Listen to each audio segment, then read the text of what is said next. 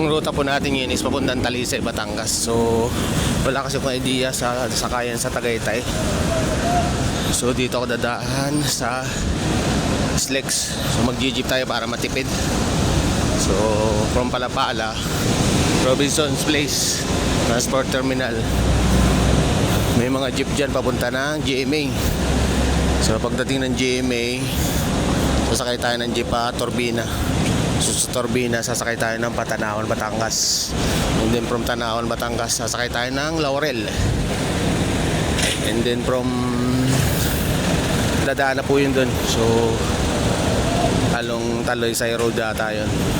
So yan, para medyo matipid dito tayo sasakay. Ito po yung pila ng jeep papuntang GMA Terminal. So 15 pesos lang po yung pamasahe dito. Ayan. So may option naman po kayo kung gusto niyo mas mabilis, magban na lang kayo doon sa kabila sa may baba ng McDonald's. Mas marami kasi pasahero doon papuntang Calamba eh. So bababa na lang kayo ng Turbina. So mas mabilis siya. Ito kasi pinipili ko kasi matipid. So ganun din naman siya kabilis. Timing lang sa sakayan. Kung mas mabilis yung biyahe ng jeep, okay.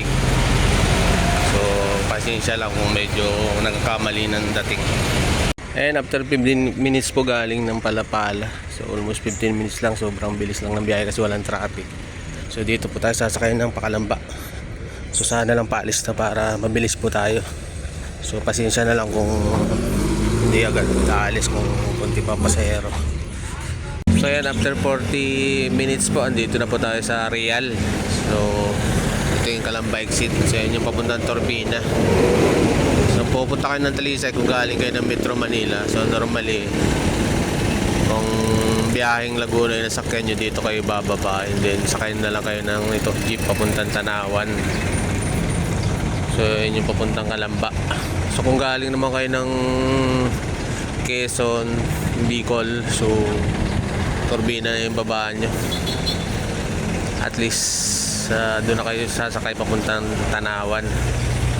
And then kung galing ng Metro Manila, meron din Turbina doon. So doon na lang kayo bababa. So basta ang importante, sasakyan nyo dito sa Turbina o Real. So Tanawan lang, and then Tanawan Palengke. So doon tayo hanapin ko yung sakayan doon ng kasi andun natin sa may gasolinahan eh. So ayun, hindi ko lang alam kung nagbago na yung terminal ng papuntang Laurel.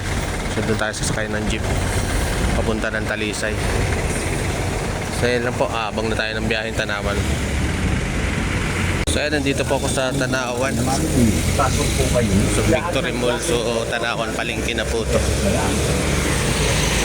So mabinimaan ng jeepney driver, lakad ako dito sa may McDo. Andito daw yung sakayan papuntang Laurel. Banggitin ko lang po pala, so kung galing kayo ng Batangas Pier or Metro Manila, pwede kayong sumakay ng bus, and then ask nyo lang yung conductor o driver kung nabababa sila sa Batangas exit ay Tanawan exit. So Alabarasan yun, yung expressway. So doon nagbababa, napansin ko kasi nung nakaraan nagbaba kami doon, galing ako ng Pier. So pagbabaan nyo doon, pwede na kayo magabang papuntang Talisay and Laurel, Batangas. Yun lang po yung pwedeng mas mabilis na biyahe galing ng Metro Manila, kasi kung magtuturbina pa kayo, medyo traffic pa eh. So at least yun, diretso na, expressway na siya.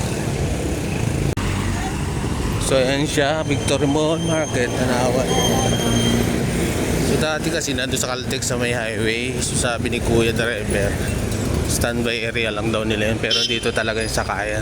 So hanapin ko dito kung saan banda dito. And then sasakay na tayo, biyaheng Laurel po yun. So dadaan na po siya ng Talisay, Batangas. So hindi pala doon sa may McDo. So lakad pa tayo. So may Shell pala yun sa may arko ng Sambat, Barangay Sambat. Buti nakapagtanong ako doon. So dito daw po yung sa Shell eh. So ayun, parang andun po ata. So ayun, so mga 100 meters pa siya galing ng Palengke. Yan. So dyan tayo sasakay. So first trip nyo 4:30 AM and then last trip 10 PM. Yan po. So ito po, andito na ako sa Talisay. Sa inyo pupuntang palengke. So ito naman yung PUP Talisay Campus, and then yung simbahan ng Talisay. So pupunta muna tayo doon. And then ito yung papuntang palengke. Ito yung alam ko may boardwalk eh. Doon tayo mamamasyal. So sa libre lang tayo kasi naligaw lang naman tayo dito kasi may pinuntahan tayo eh. So ayan po, meron din naman pong jeep na galing ng palengke. Hindi ko lang alam sa kayan doon kasi yung nakita kong mga jeep dito papuntang Sampaloc eh. So papuntang Laurel na yun eh. And then may mga jeep din po ng Talisay. So kung gusto nyo jeep, jeep lang. So papunta dito. So hindi naman kailangan modern jeepney. So kung nakita nyo yung modern jeepney, almost 40 pesos po. I think 40 plus ata yung binayad ko dito kanina. So sa jeep mas mura siguro po. So pupunta muna pa ako doon sa simbahan. Ito po ang San Guillermo Parish Church.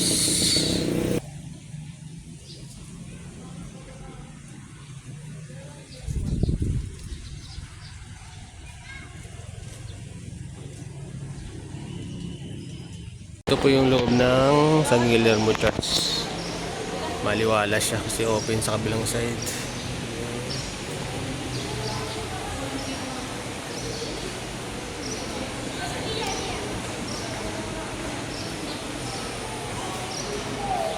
Eksakto may kakasal pa.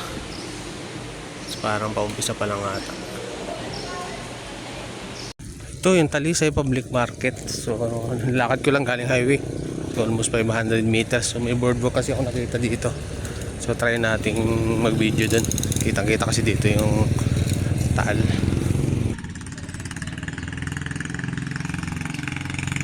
So ito yung Talisay Biwok. Kitang-kita pala dito yung Taal Volcano. Hindi ko lang alam kung alin dito sa Matilos na to. Kung ito or alin ba dyan. Medyo malapit siya. Kaya lang hindi pa siya ganun ka-green. Yan. So yung Talisay Biwok na to, so, sa likod siya ng public market ng Talisay. So may nakita ko dito palaruan ng mga bata. Ferris wheel pa siyang maliit eh. Pero ito yung the best dito, yung view. Hindi nga lang medyo malinis yung tubig.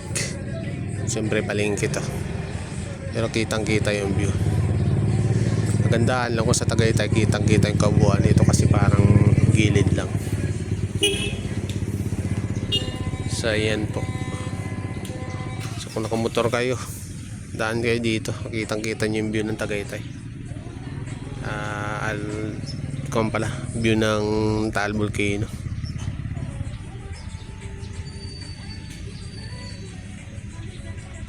So ito yung complete bush. So yan, mga palaruan niya. Ferris wheel. So kung may mga kasama kayong bata, okay dito sa. Siguro sa gabi maganda dito. So yan yung tanawan, mataas na kahoy, solid pa. So yun, Skyruns, Robinson, din SM Win Residences. Ayun, meron pa pala sa kabila, oh. Pasyalan din. So baka iba yung management nung kaya medyo malayo siya. Maganda siya, oh. So kung may mga bata kayo, medyo malapit lang kayo dito, pwede dito sa gabi. Sigurado maganda dito sa gabi kasi hindi siya mainit. Kasi mga around 11, so medyo mainit talaga. So yan lang po. Kung may katanungan kayo regarding sa pagbiyahe dito sa papuntang Talisay and then Laurel, ask nyo lang sa comment section and then try ko po kayo sagutin. Maraming salamat po.